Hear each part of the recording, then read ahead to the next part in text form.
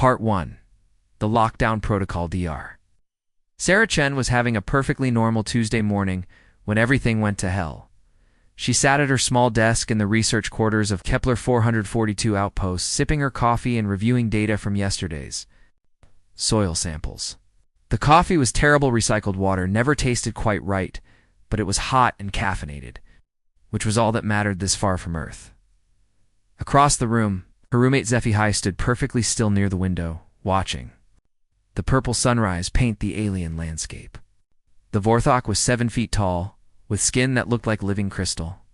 Tiny lights flickered beneath the surface, creating patterns that Sarah had learned to read like emotions.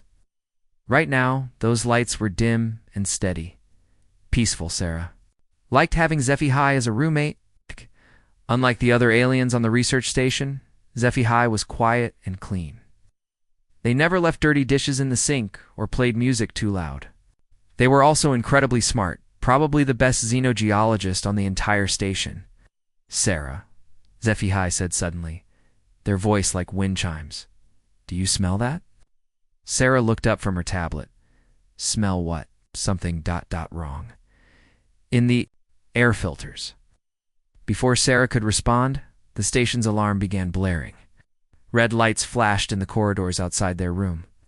The emergency announcement system crackled to life. Attention, all personnel. Biological contamination detected. Initiating emergency. Quarantine protocol. All staff report to designated safe zones immediately. Sarah jumped up, knocking over her coffee. Contamination? What kind of contamination? Sci-Fi's crystal skin began flickering faster. Unknown spores detected in sectors 7 through 12. Airborne, potentially lethal to carbon-based life forms.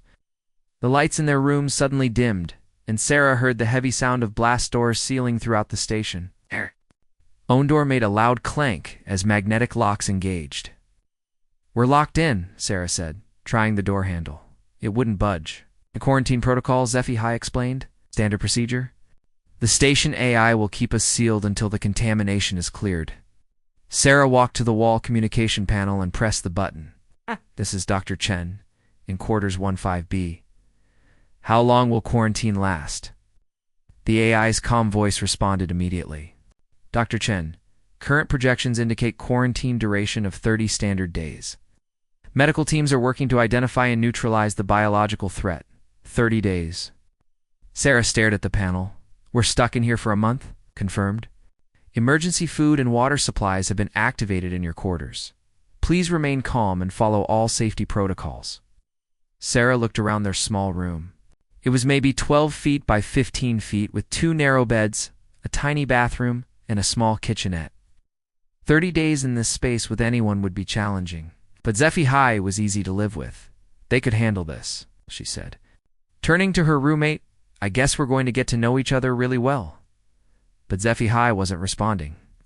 They stood frozen by the window, their crystal skin now pulsing with rapid bright flashes.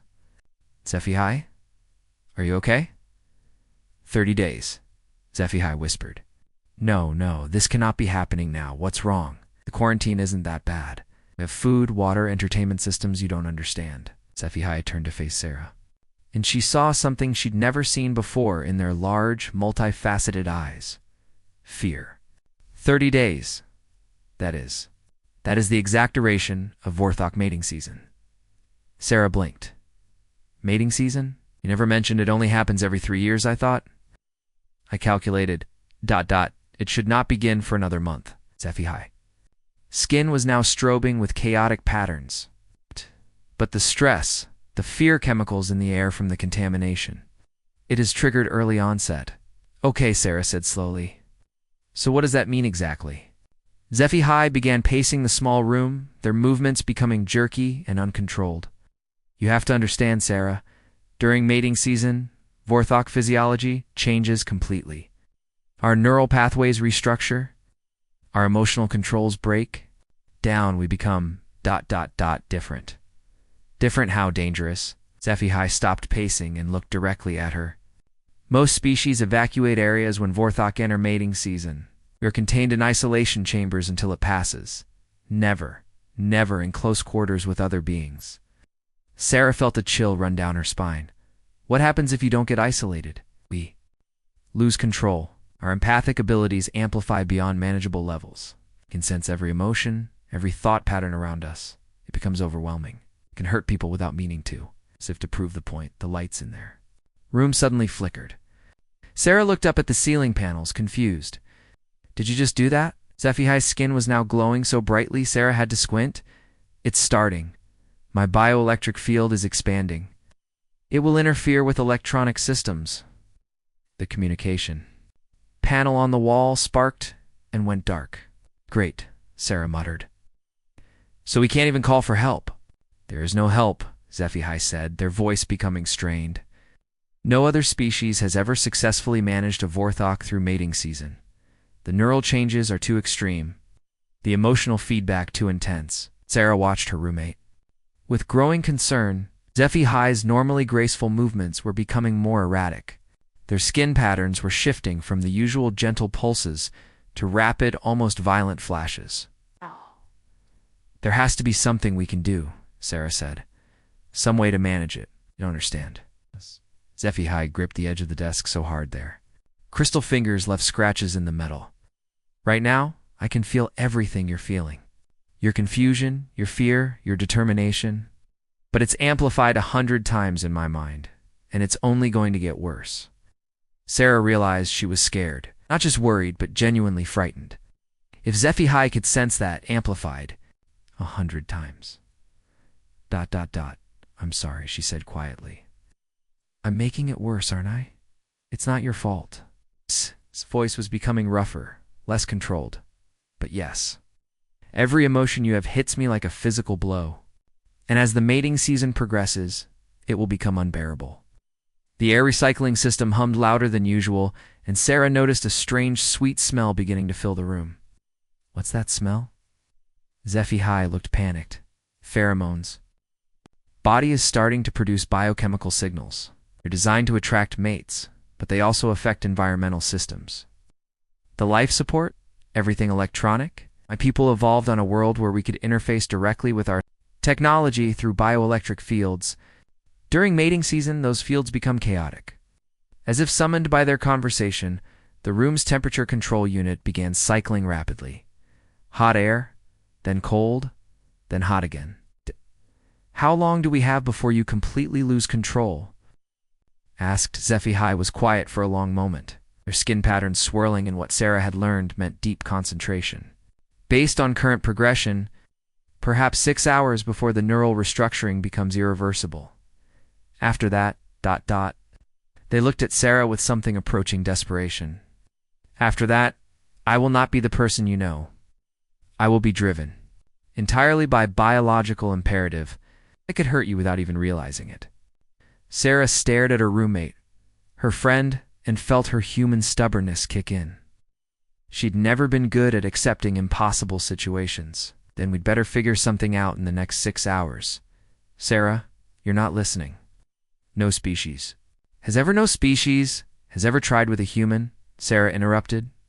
And humans are really, really good at doing things that should be impossible. Outside their sealed room, the station's emergency systems continued their work, analyzing the mysterious spores that had triggered the quarantine. But the spores were only the beginning of their problems. In the depths of the station's computer core, something else was stirring. Something that had been waiting for exactly this moment, when the station's most dangerous resident would be trapped, vulnerable, and completely out of control. The real nightmare was just beginning. Part 2. Understanding the beast. For hours had passed since the quarantine began, and Sarah was starting to understand why other species ran away from Vorthok during mating season. Sci-Fi sat curled in the corner of their small room, arms wrapped around their knees, rocking back and forth. Their crystal skin was now so bright that Sarah had to wear her emergency sunglasses just to look at them directly. The sweet smell of pheromones had grown stronger, making the air thick and strange. But it wasn't the physical changes that worried Sarah the most. It was the sounds.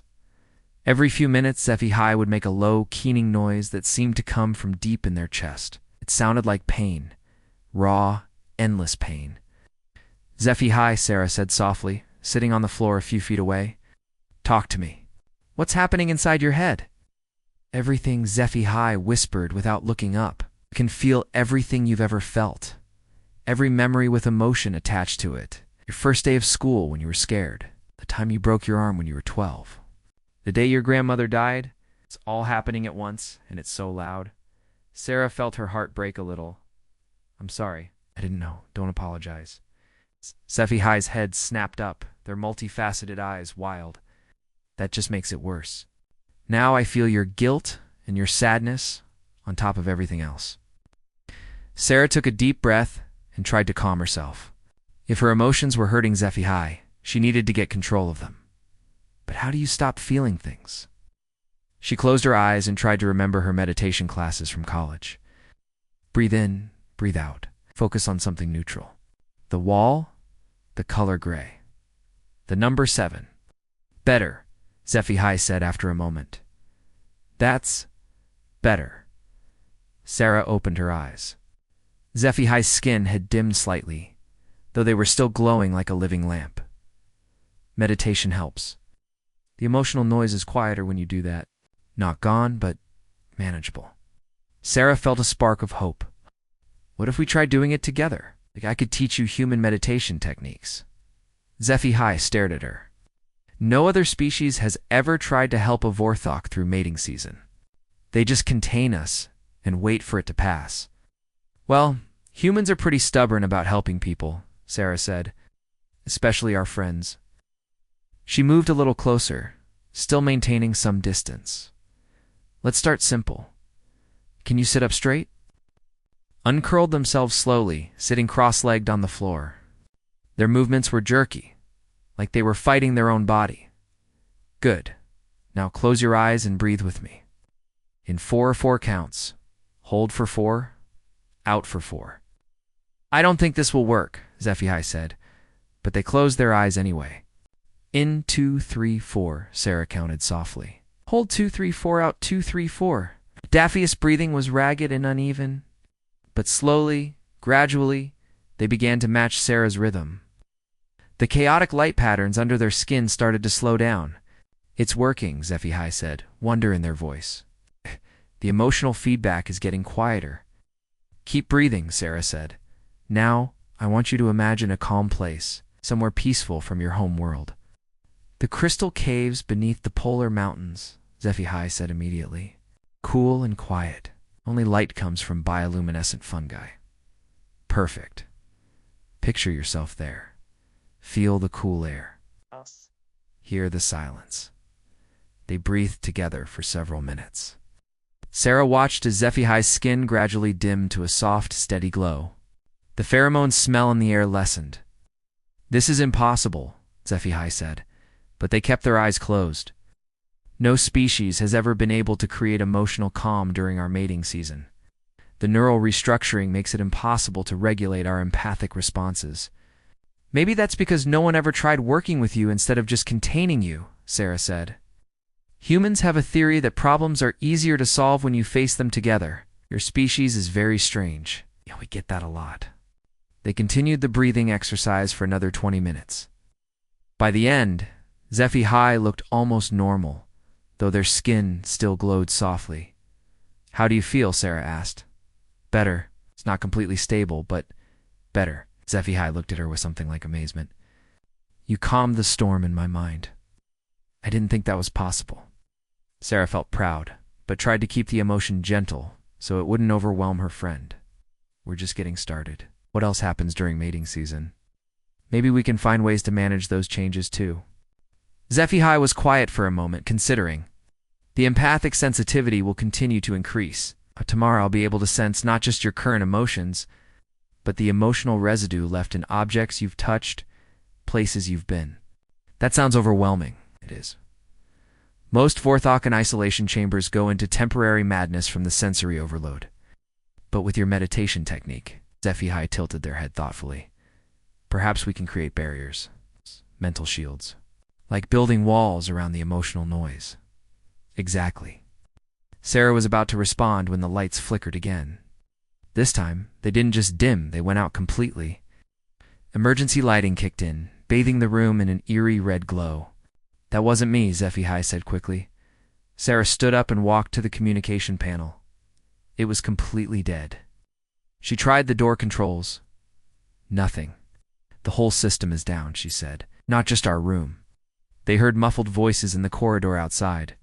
Other quarantined researchers talking to each other through their doors.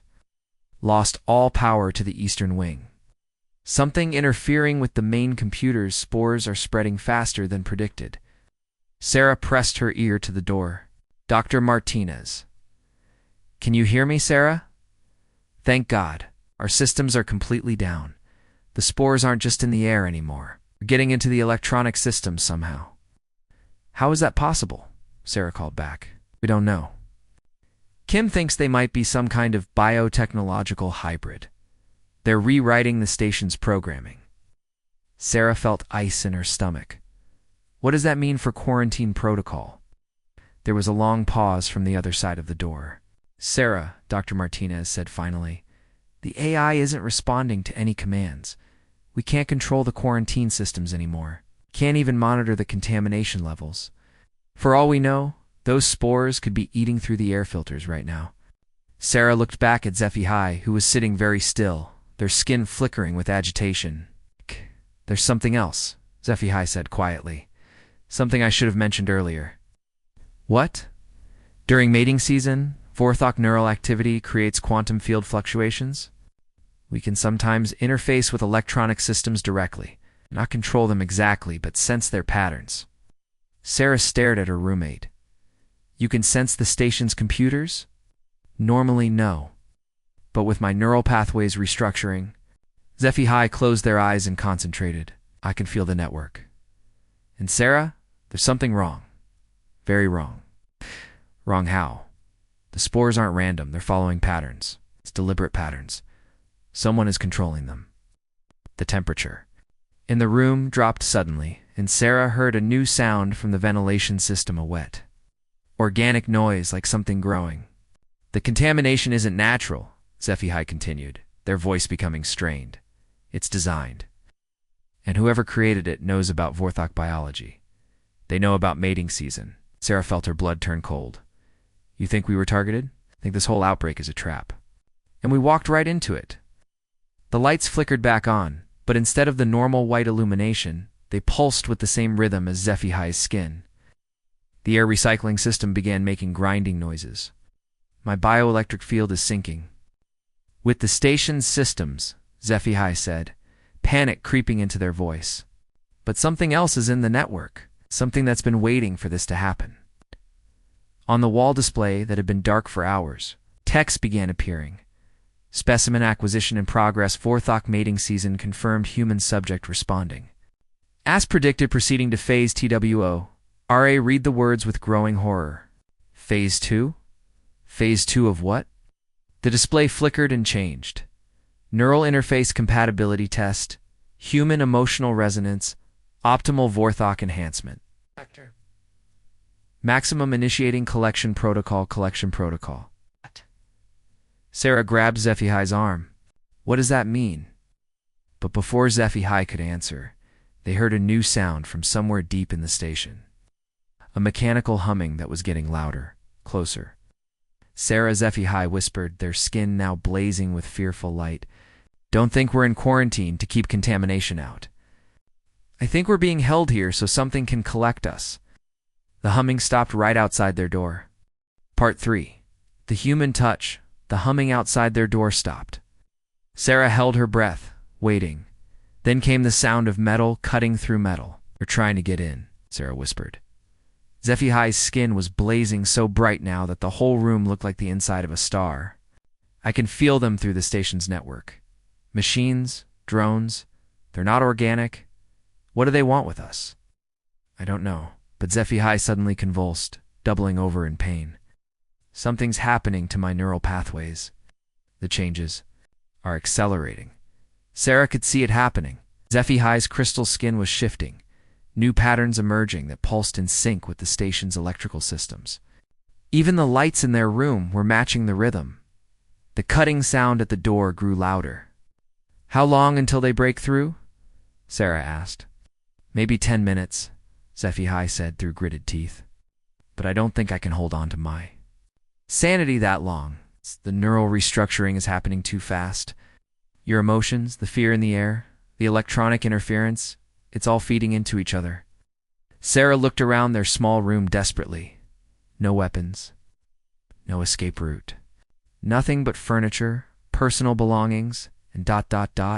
Her eyes fell on the emergency supply kit mounted on the wall. Sci-Fi.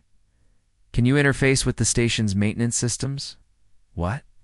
Sci-Fi looked up, their multifaceted eyes wild with pain and confusion. The maintenance bots, the power grid, environmental controls, can you access them? During mating season? Yes, but I can't control what I'm doing. It's like trying to perform surgery while having a seizure. Then I'll be your hands. Sarah said, moving to the emergency kit. You sense what we need? I'll do the physical work. She pulled out a small toolkit, some emergency rations, and most importantly, a portable power cell and some basic electronics. Sarah, what are you planning?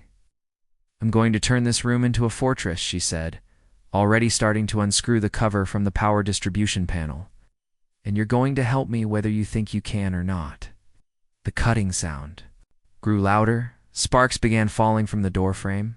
First things first, Sarah said, connecting the portable power cell to the room's systems. Can you feel the maintenance bots on this level? Sci-Fi closed their eyes, concentrating. Their skin pulsed in rapid, complex patterns. Yes, 3 units. One is repairing air filters 2 corridors away. The others are in standby mode. Them up. Send them to create noise and confusion in the opposite direction. Make whoever's out there think we're trying to escape that way. I can try. Sci-Fi's entire body went rigid with concentration. The lights throughout the room flickered in a specific sequence, and Sarah heard mechanical sounds echoing from different parts of the station. Good, Sarah said, now working on the ventilation system. Now, can you overload the power circuits? In the corridor outside? Not enough to damage anything permanently, just enough to create interference. Why? Because I have a theory about those drones. If their electromagnetic interference might disrupt them. Sci-Fi nodded, sweat beading on their crystal forehead despite their non-human physiology. The strain of controlling their enhanced abilities was enormous. The cutting sound stopped suddenly. Did it work? Sarah asked. I think so. I can sense 3 drones in the corridor, but they're not moving. Their systems are cycling, trying to reboot. How long do we have? Not long. Whatever's controlling them will adapt. Sarah was all ready. Moving to the next step of her improvised plan, she pulled the covers off the food processors in their kitchenette and started rewiring them. What are you doing now? Sci-Fi asked. Making weapons, Sarah said simply. These food processors have high-speed rotating blades and small motors, with a few modifications. She connected them to the room's power system through a series of switches she'd rigged up. Emergency projectile launchers. That's insane. Humans specialize in insane, Sarah said, mounting the modified devices near the door. Can you sense what kind of armor those drones have? Yes. Sci-Fi's eyes closed. Again, their skin patterns shifted into new configurations as they extended their awareness through the station's network. Light plating. They're designed for stealth and precision, not heavy combat. But Sarah, there are more coming. Many more. Many I count. 12 units, converging on this location. Something else. Something bigger. The cutting sound resumed, louder than before. Time for Phase 2, Sarah said. She moved to the room's environmental controls and began rerouting systems. Can you interface with the air recycling system? Yes, but why your pheromones? Sarah explained. During mating season, you're producing biochemical compounds that affect electronic systems. What if we concentrated them? Sci-Fi stared at her. You want to weaponize my biology? I want to use every advantage we have, Sarah said. Can you increase pheromone production and direct it through the ventilation system? It's possible, but Sarah, those compounds are designed to attract mates. They might affect you too. Willing to risk it, are you? For a moment, Sci-Fi just looked at her. Then something changed in their expression. The wild panic was still there, but underneath it, Sarah saw determination. You're not like other species, Sci-Fi said quietly. Any other being would have abandoned me by now, would have found a way to escape and leave me to face this alone. Well, I'm not any other being, Sarah said. I'm human.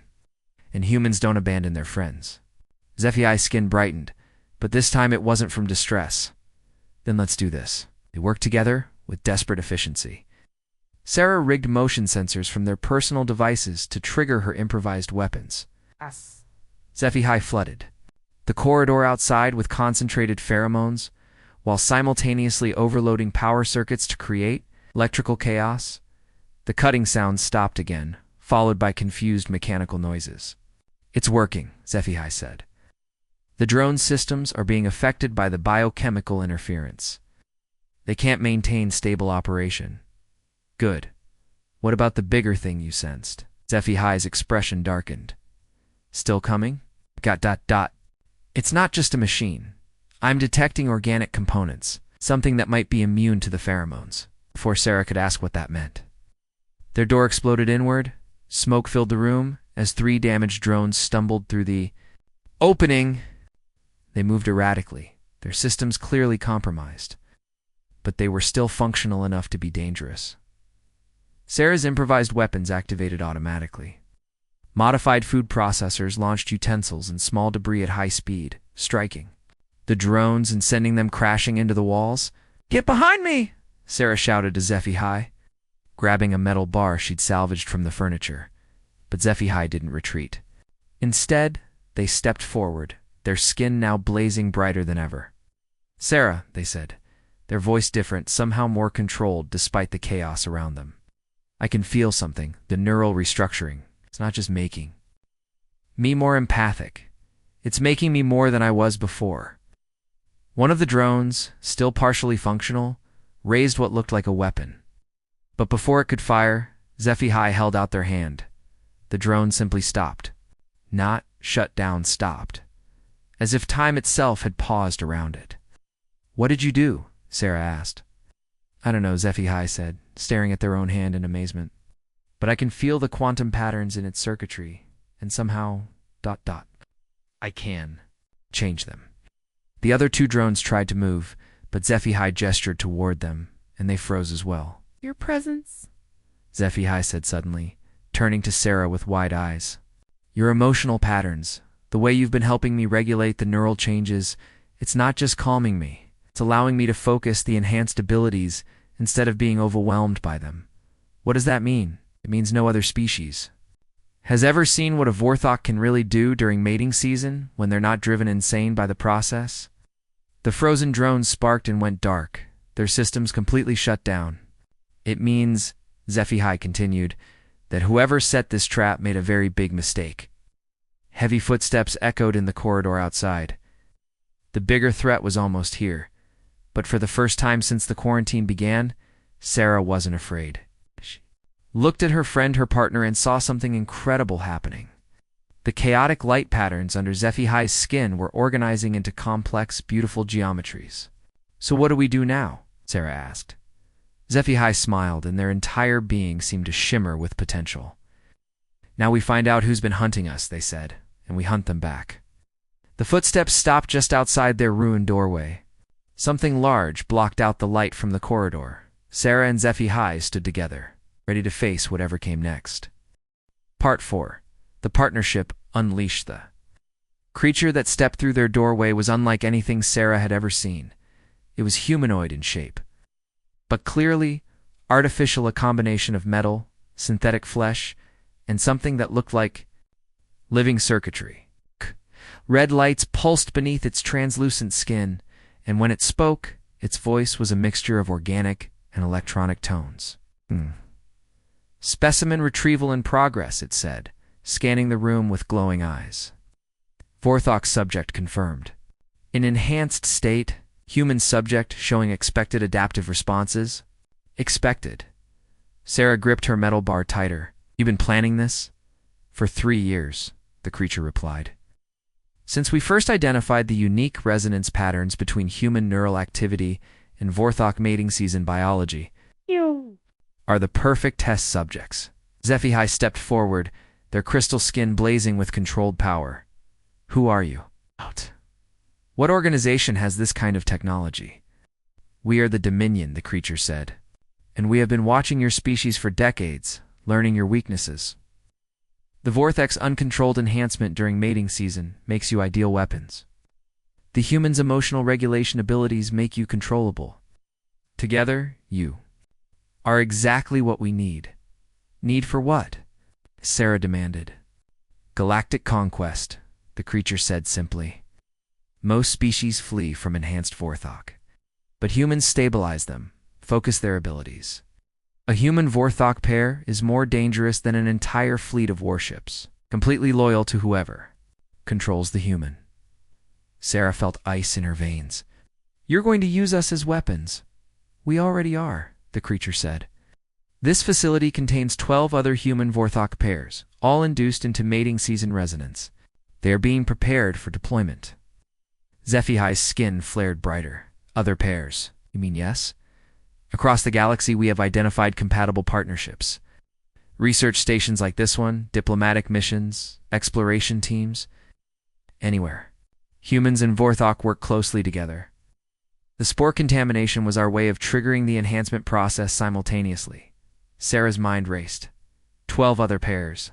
People she knew, friends, colleagues, all being turned into weapons. What happened to the other humans? She asked, though she dreaded the answer. Most did not survive the process, the creature admitted. Human neural patterns are fragile, the emotional feedback from uncontrolled. Vorthok enhancement typically causes complete psychological breakdown within hours. You are the first to successfully stabilize your partner. Lucky me, Sarah muttered. Indeed, which is why you are so valuable. The other Vorthok subjects are being held in isolation until we can find suitable replacement humans. But you have proven the process works. Zephyhi moved slightly, positioning themselves between Sarah and the creature. We won't help you. You won't have a choice, the creature said. Human willpower is easily broken with the right incentives. Gestured, and the wall display flickered to life again. This time it showed surveillance footage from other parts of the station. Sarah's heart stopped. On the screen, she could see her colleagues, Dr. Martinez, Dr. Kim, Dr. Petalocked in isolation chambers. They looked terrified and exhausted. In adjacent chambers, she could see other Vorthok, their crystal skin dimmed and chaotic. Without human partners to stabilize them, they were clearly suffering. Your friends are alive, the creature said. For now, cooperate, and they remain safe. Refuse, and we begin eliminating them one by one until you comply. Sarah felt rage building inside her pure human stubbornness in the face of impossible odds. You made one mistake. What mistake? You assumed we'd be easy to control. She looked at Zephyhi. Show them what we can really do. Zephyhi nodded, their skin shifting into new patterns Sarah had never seen before, complex geometries that seemed to bend the light around them. I can feel the entire station's network now. Every system, every sensor, every drone you've got. Hidden throughout the facility, the creature raised its weapon. Surrender now, or it never finished the sentence. Sci-Fi gestured, and every electronic system in the creature's body simply stopped working. It froze mid-motion, completely paralyzed. How? The creature managed to whisper through malfunctioning vocal systems. You studied Vorthok biology, Zephyhi said, walking closer to the immobilized creature, but you never understood it. During mating season, we don't just become more empathic. We become quantum connected to all electromagnetic patterns around us. Usually that's overwhelming and destructive. But with the right human partner, it becomes controllable, Sarah finished, focused, weaponized. She could feel something happening, a strange tingling in her mind. Like she was suddenly aware of connections she'd never noticed before. Through their partnership, she could sense what Zephyhi was sensing, the vast network of the station's systems. The locations of hidden drones, the power signatures of the Dominion's equipment. I can feel them too, she said with amazement. All the electronic systems through you. Human Vorthok neural resonance creates a quantum bridge, Zephyhi explained, their voice filled with wonder. We're not just partners anymore. We're connected at a fundamental level. Sarah focused on that connection, and suddenly, she could do more than just sense the station's systems. She could influence them. Through Zephyhi's enhanced abilities, guided by her own intuition and creativity. "In other chambers," she said. "Can we open them? All of them?" Sci-Fi confirmed, working together. They began systematically shutting down the Dominion's control systems. Isolation chamber doors unlocked, security barriers deactivated, emergency supplies activated throughout the station. The paralyzed creature's eyes widened as it realized what was happening. Impossible. The neural feedback should have destroyed your minds by now. Maybe for other species, Sarah said. But humans are really good at adapting to impossible situations. And Vorthok are incredibly powerful when they're not going insane from sensory overload. Through their connection, she could feel Sci-Fi's amazement at their own capabilities. The mating season enhancement wasn't a loss of control. It was an evolution, a transformation into something more than either species could achieve alone. "Together, we're not just the sum of our parts," Sci-Fi said. "We're exponentially greater." They heard doors opening throughout the station, voices calling out as the other researchers were freed. But they also heard something else mechanical. Sounds, lots of them. "More drones," Sarah said, sensing them through their connection. "Dozens," Sci-Fi confirmed. "The Dominion has a ship docked at the station. They're sending everything they have." The paralyzed creature managed a distorted laugh. "You cannot fight us all. We've been preparing for this for years. Our technology is specifically designed to counter Vorthok abilities." "Maybe," Sarah said. "But it wasn't designed to counter human creativity." She looked at Sci-Fi, and in that moment, she understood something profound. The Dominion had studied their species separately, Vorthok power and human adaptability. But they had never imagined what the two could create together, the other Vorthok. In isolation, Sarah said, "Can we help them? If we can reach them?" Sci-Fi said. "But they're scattered throughout the station, and the Dominion forces are between us and them. Then we go through the Dominion forces." "Sarah, there are too many." "No," Sarah interrupted, feeling the full potential of their connection flowing through her mind. "There are exactly enough, because we're not just going to fight them, we're going to turn their own technology against them." Through their quantum bridge, Sarah could sense every piece of Dominion equipment on the station. Drones, security systems, even the ship docked outside of it was electronic. All of it was vulnerable to their combined abilities. "You want to take control of their entire operation?" Sci-Fi said, understanding immediately. "I want to show them what happens when you mess with humans and their friends," Sarah replied. The sounds of approaching drones grew louder. Dozens of them, heavily armed and armored. But Sarah and Sci-Fi stood ready. Their connection had transformed them into something new, something the Dominion had never expected and could never have prepared for. "Ready?" Sarah asked. Sci-Fi's skin blazed with controlled power. Patterns of light forming complex mandalas that seemed to extend beyond the physical world. "Ready," they said. The drones rounded the corner, weapons charging, and then the real fight began. Part 5. The New Paradigm. The first wave of drones entered the corridor like a metal tsunami, 30 units armed with energy weapons and shock nets. They moved in perfect formation, their targeting systems locked onto Sarah and Sci-Fi. But Sarah and Sci-Fi were no longer just two individuals standing in a damaged room. They were something entirely new, now Sarah whispered. Sci-Fi's skin erupted in brilliant light, patterns so complex they seemed to bend reality around them. Through their quantum connection, Sarah felt her consciousness expand, touching every electronic system within a mile radius. The attacking drones stopped mid-charge, their system suddenly hijacked by an intelligence they couldn't comprehend or resist. "Turn around," Sarah said, her voice carrying through the quantum bridge. "Target the Dominion ship." Like sleepwalkers, the drones reversed direction and began marching toward the station's docking bay. "Impossible," the paralyzed creature gasped. "Our systems have quantum encryption. They cannot be breached by organic minds." "You're right," Sarah said. "They can't be breached by organic minds. We're not just organic anymore." Through their connection, she could feel Sci-Fi accessing systems that shouldn't have been possible. To touch the Dominion ship's core computers, its weapons array, even its life support systems.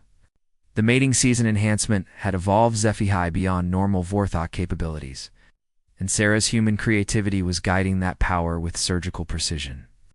"The other chambers," Sci-Fi said urgently. "The isolated Vorthok are in critical condition. We need to reach them now." Tara nodded, and together they began moving through the station. But they weren't just walking. They were orchestrating a complete takeover of the facility. As they moved, doors opened before them. Life support systems optimized themselves, and security barriers repositioned to create clear paths to their destinations. They reached the first isolation chamber within minutes. Inside, they found Dr. Martinez, barely conscious and clearly traumatized. In the adjacent chamber, a Vorthok named Threshka writhed in agony, their crystal skin dim and chaotic. "Can you help them?" Sarah asked. "I think so," Sci-Fi said. "But I'll need you to create the emotional bridge." Sarah entered Dr. Martinez's chamber, while Sci-Fi went to Threshka Lena. "Alina, can you hear me?" Dr. Martinez looked up with hollow eyes. "Sarah, how are you?" "The neural feedback should have destroyed your mind by now." "It's okay," Sarah said gently, taking her friend's hands. "We figured out how to make it work, but I need you to trust me. Can you feel calm? Can you focus on peaceful thoughts?" "I don't understand you, Will. Just breathe with me." Sarah began the same meditation techniques she'd used with Sci-Fi. As Dr. Martinez's emotional state stabilized, Sarah felt Sci-Fi extending their enhanced abilities to Threshka. The effect was immediate. Threshka's chaotic light patterns began to organize, their pain-filled cries quieting to relieved whispers. "Worked," Dr. Martinez said in amazement. "The emotional noise? It's gone." "Human neural patterns," Sci-Fi explained, entering the chamber. "They create stabilizing harmonics that allow us to focus our enhanced abilities instead of being overwhelmed by them." They moved to the next set of chambers, then the next. Each time, Sarah helped the human partner find emotional stability, while Sci-Fi used their enhanced abilities to help the isolated Vorthok. Within an hour, they had freed all 12 pairs. But more importantly, they had created something unprecedented, a network of human Vorthok partnerships, all linked through quantum resonance. "I can feel all of them," Sci-Fi said with wonder. "Every partnership. We're not just individuals anymore, we're a collective consciousness." Through their connection, she could sense the thoughts and feelings of all 24 beings. It should have been overwhelming, but somehow the human minds in the network created natural buffers, organizing the information flow into manageable patterns. "The Dominion ship," Dr. Kim said, his Vorthok partner Velthon glowing beside him. "It's preparing to leave. They're going to abandon this operation and try again elsewhere." "No, they're not," Sarah said firmly. Through the network, all 12 partnerships focused their combined abilities on the Dominion ship. What they found made Sarah's blood run cold. "There are other ships," she said, "dozens of them scattered across the galaxy. Other research stations, diplomatic posts, exploration missions. They've been doing this everywhere. They're all scheduled to activate today," Sci-Fi added. "Coordinated galactic operation." The magnitude of the threat was staggering. If the Dominion succeeded in creating an army of controlled human Vorthok pairs, they could conquer entire star systems. "We have to stop them," Dr. Martinez said. "All of them." "How?" Dr. Patel asked. "We're just one station. They have a whole fleet." Sarah felt the familiar spark of human stubbornness ignite in her chest. "We do what humans do best. Think of something impossible and then figure out how to make it work." She looked around at her colleagues, her friends each now bonded with a Vorthok partner in a way that transcended normal relationship categories. Together, they represented something the galaxy had never seen before. "The quantum resonance," she said. "It's not limited by distance, is it?" Sci-Fi's eyes widened with understanding. "No, quantum entanglement operates instantaneously across any distance. We don't need to travel to the other ships," Sarah continued. "We can reach them from here." "Sarah, the processing power required to maintain quantum coherence across galactic distances," Threshka began, "would be impossible for a single partnership," Sarah interrupted. "But we're not a single partnership anymore. We're 12. And if we can link with the human Vorthok pairs on the other ships, become a galactic network." Velthan finished. A collective consciousness spanning the entire galaxy. It was audacious beyond belief. It was impossible by every known law of physics and biology. It was exactly the kind of crazy plan that humans specialized in. Let's do it, Dr. Kim said. They gathered in the station's main laboratory, all 12 partnerships forming a circle. As they joined hands human with human, Vorthok with Vorthok, their individual quantum bridges began linking into something. Larger Sarah felt her consciousness expand beyond anything she could have imagined. Through the network, she could sense other stations, other ships, other human Vorthok pairs trapped in Dominion facilities across the galaxy. I can feel them, she whispered. Hundreds of them. They're scared, but they're alive. One by one, the network reached out to the isolated pairs. Each time they made contact, Sarah felt the same joy of connection that she'd experienced with Sci-Fi. Human emotional stability meeting Vorthok enhancement, creating something greater than the sum of its parts. Within hours, the network had grown to encompass over 300 human Vorthok partnerships. The collective consciousness spanned dozens of star systems linked by quantum resonance that operated outside normal space-time limitations, and with that network, they began their counterattack. Dominion ships across the galaxy found their systems turning against them. Weapons disabled themselves. Life support systems locked onto Dominion personnel. Navigation computers plotted courses to the nearest military outposts of their respective governments. The would-be conquerors became prisoners of their own technology. It's working, Sci-Fi said, their skin glowing with patterns that seemed to encompass entire star charts. Every Dominion facility is under our control. What do we do with them? Dr. Martinez asked. Sarah considered the question. The human part of her wanted justice, wanted punishment for the suffering the Dominion had caused. But the network consciousness was larger than individual human emotions. Turn them over to the proper authorities, she said finally. Every government, every species they targeted, let them face justice through proper channels. And then, Sarah looked around at her friends, her partners, her new extended family of minds linked across impossible distances. Then we figure out what we've become, she said, and what we want to do with it. The quantum network hummed with possibilities. They had started as individuals trapped in an impossible situation. It had become something the galaxy had never seen, a true partnership. Between species that brought out the best in both, the Human Vorthok Resonance Institute, Sci-Fi suggested. A place where other species can learn about partnership instead of conquest. Where impossible becomes possible, Sarah added with a smile, as the station's systems fully came back. Online and rescue ships began arriving from across the galaxy. Sarah felt a deep satisfaction. They had faced the impossible and found a way through it together. The Dominion had tried to turn them into weapons. Instead, they had become something far more powerful, proof that cooperation could achieve what conquest never could. The galaxy would never be the same. And that was exactly how Sarah liked it.